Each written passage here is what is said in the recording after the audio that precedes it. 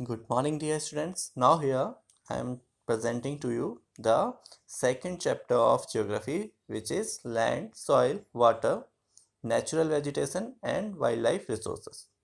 Okay आज इस हम चैप्टर में हम जमीन, मिट्टी, पानी, प्राकृतिक संसाधन और वाइल्ड लाइफ रिसोर्सेस के बारे में डिस्कस करेंगे, जिसमें अनेक तरह के पौधे और जीव जंतु और उनकी वैरायटीज आती है. Okay, now let's start. In a small village in Tanzania, Africa, Mamba gets up very early in the morning to fetch water. So here it is said that एक छोटा सा देश है तंजानिया अफ्रीका में, जहाँ पर माम्बा रोज सुबह पानी लेने के लिए बहुत जल्दी उठ जाता है. She has to walk a long way and return after a few hours.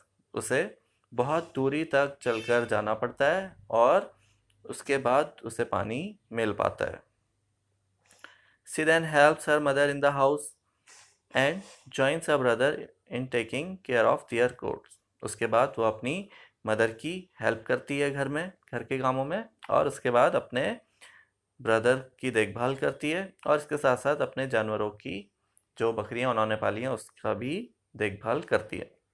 All her family owns is a piece of rocky land around their small hut. उनके घर के आसपास जहाँ पे भी उन्होंने अपनी हट बनाई है, काफ़ी पथरीली चट्टानें हैं, पर्वत हैं. Mamba's father can barely grow some maize and beans on it after toiling hard. Mamba के फादर बहुत मेहनत के बाद बहुत थोड़ा ही मक्का और बीन उस पर पैदा कर पाते हैं. This is not enough to feed their family for the whole year. इससे इनके परिवार का पूरे साल भर व्यापन नहीं हो सकता, इन्हें और अनाज की जरूरत पड़ेगी. Peters lives in the heart of the sheep rearing region in the New Zealand, where his family runs a wool processing factory. अब यहाँ पर एक दूसरे बच्चे की स्टोरी दी है. पीटर जो शिप रियरिंग रीजन यानी भेड़ पालन वाले इलाके में, जो कि न्यूजीलैंड में है, वहाँ पर अपने परिवार के साथ रहता है और उनके पास एक वुल यानी ऊन बनाने की फैक्ट्री भी है. Every day when he returns from school, Peter watches his uncle taking care of their sheep. Peter रोज जब अपने स्कूल से वापस लौटता है तो वो देखता है कि कैसे उसके अंकल भेड़ों की देखभाल कर रहे हैं. Their shipyard is situated on a wide grassy plain with hills in the far distance. और उनका जो शिपयार्ड है जहाँ वो भेड़ों को रखते हैं, वो बहुत ही ग्रेसी प्लेन यानी घास के मैदानों में पहाड़ियों से ढके हुए स्थान पर मौजूद है. It is managed in a scientific way using the latest technology. और ये आधुनिक तकनीकों का उपयोग करते हुए इस शिपयार्ड को बनाया गया है. Peter's family also grow vegetable through organic farming. और पीटर की जो फैमिली है वो यहाँ पे ऑर्गेनिक फार्मिंग के द्वारा वेजिटेबल ग्रो करती है, यानी बिना किसी कीटनाशक और रसायनों के छिड़काव से सब्जियां पैदा करना. Mamba and Peter stay in two different parts of the world and lead very different life. Mamba और पीटर दुनिया के दो अलग अलग भागों में रहते हैं और अलग अलग जीवन जीते हैं. This difference is because of the difference in the quality of land, soil, water, natural vegetation, animal and the usage of technology. और उनके जीवन में ये डिफरेंस इसलिए है क्योंकि वो जहाँ रहते हैं वहाँ की land, soil, water, natural vegetation, animal और टेक्नोलॉजी जो वो यूज़ करते हैं उसमें काफ़ी डिफरेंस है. The availability of such resources is the main reason place differ from each other. और इस तरह के रिसोर्सेज की अवेलेबिलिटी में जो डिफरेंस होता है वही किसी भी स्थान में जीवन में डिफरेंस पैदा करता है. Now the first topic here is land. Land is among the most important natural resources. जमीन सबसे महत्वपूर्ण प्राकृतिक संसाधनों में से एक है. It cover only about 30% of the total area of the earth surface and all part of this small percentage are not habitable. यानी इस पूरी पृथ्वी पर केवल 30% भाग ही जमीन है, लेकिन वो भी पूरी तरह से हर जगह पर रहने लायक नहीं है. The uneven distribution of population in different parts of the world is mainly due to varied characteristics of land and climate. और इस पृथ्वी पर पाई जाने वाली जनसंख्या का जो डिफरेंस है वो भी इस लैंड और क्लाइमेट के वेरिएशन के कारण ही है. The rough topography, steep slopes of the mountain, low lying area susceptible to water logging, desert area, thick forest area are normally sparsely populated और अनहेबिटेड. यानी ऊंचे चट्टानें, घने जंगल, रेगिस्तान और इस तरह से और भी ऐसे कंडीशन जहाँ पे रहना आसान नहीं है, वहाँ पे जनसंख्या बहुत ही कम होती है. Plains and river valleys offer suitable land for agriculture, hence these are the densely populated areas of the world. लेकिन जहाँ पर मैदान हो, नदियाँ हो, घाटियाँ हो, वहाँ पर एग्रीकल्चर के लिए ज़मीन अच्छी होती है, इस वजह से वहाँ पर ज़्यादा पॉपुलेशन रहा करती है. Now land use. Land is used for different purposes such as agriculture, forestry, mining, building house, roads and setting up industry. जमीन का इस्तेमाल इंसान अलग अलग कार्यों के लिए करता है, जैसे कृषि के लिए, बागवानी के लिए, माइनिंग के लिए, खदानों के लिए, घर बनाने के लिए, सड़क बनाने के लिए और इंडस्ट्री सेटअप करने के लिए. This is commonly termed as land use. इसी को लैंड यूज या जमीन का उपयोग करना कहा जाता है.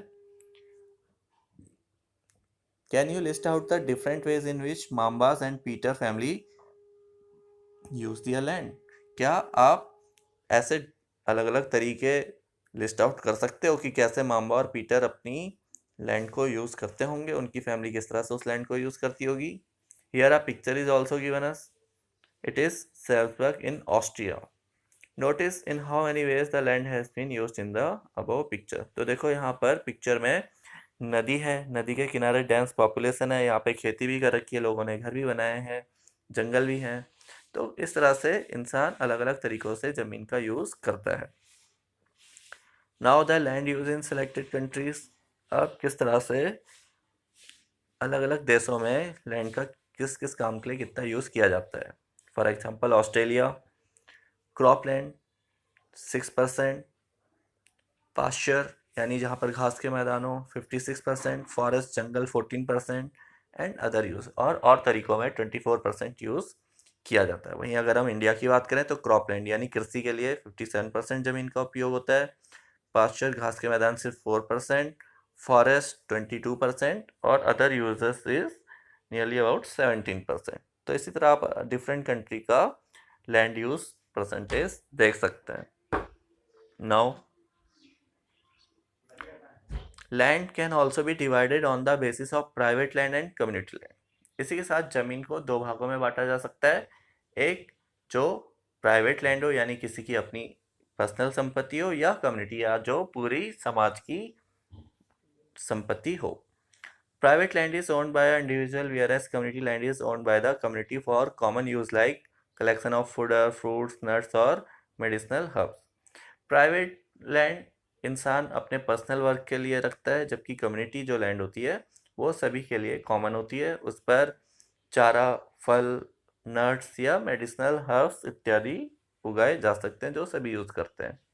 These community lands are also called common property resources. In community land को कॉमन प्रॉपर्टी रिसोर्सेस भी कहते हैं क्योंकि इन पर सभी का बराबर से अधिकार होता है.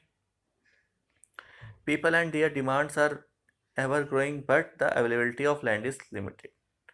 अब मनुष्यों की जो आवश्यकताएं हैं वो दिन प्रतिदिन बढ़ती जा रही है, लेकिन जो ज़मीन है वो बहुत ही सीमित संख्या में हमारे पास उपलब्ध है. तो quality of land also differ from place to place. और ज़मीन की जो क्वालिटी है वो भी हर स्थान पर अलग अलग होती है. People started encroaching the common lands to build up commercial areas. और इसी वजह से कुछ लोग जो कॉमन लैंड्स हैं सभी की प्रॉपर्टी जिसमें है उन पर अधिग्रहण करके अपनी पर्सनल इमारतें वहाँ पर बना रहे हैं.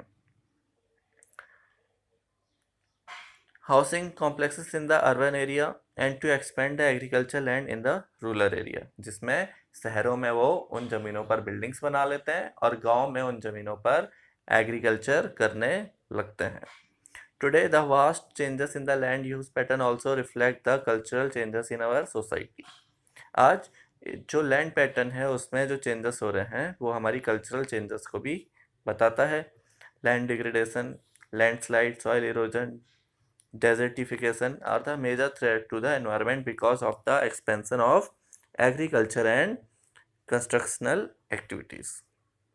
और इसी के साथ जो ज़मीनों का खिसकना है, लैंडस्लाइड है, मिट्टी का बहना है, इसी के साथ जंगलों का काटना है, ये सब वो ऐसी चुनौतियां हैं जो कि हमारे पर्यावरण के सामने आज कंस्ट्रक्शन एक्टिविटीज़ के एक्सपेंशन के कारण उत्पन्न हो गई हैं, क्योंकि इंसान जंगलों को काटकर फैक्ट्री लगाते जा रहा है, जिस कारण ये विभिन्न समस्याएं पैदा हो रही हैं.